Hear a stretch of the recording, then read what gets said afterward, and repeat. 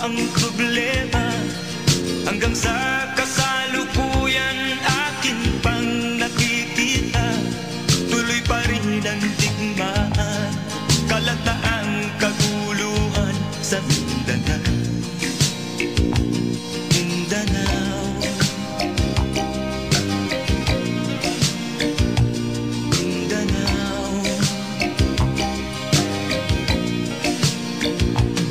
Mga mamamayan doon ay takot ang nadalpa, hindi malaman kung ano ang gagawin sa tuwi-tuwi na. Mga taong walang malay, madalas na nadadamay sa Mindanao. Mindanao, Mindanao.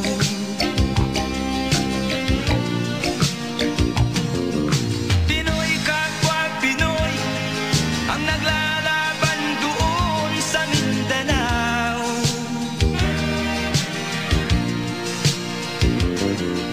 Marami ng dugo ang dumarap sa lupa ng Mindanao.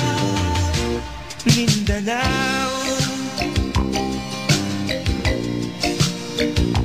Mindanao.